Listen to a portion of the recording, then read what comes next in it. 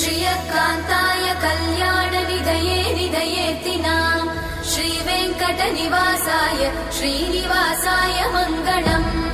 लक्ष्मी सविभ्रमालोकसुभ्रूविभ्रमचक्षुषे चक्षुषे सर्वलोकानां वेङ्कटेशाय मङ्गलम् श्रीवेङ्कटाद्रिशृङ्गाग्रमङ्गलाभरणाङ्ग्रये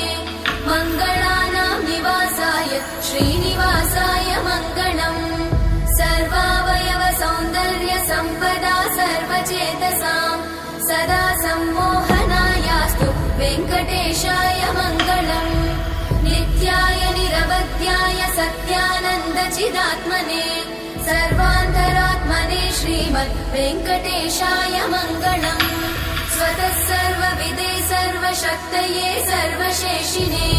सुलभाय सुशीलाय वेङ्कटेशाय मङ्गलम्।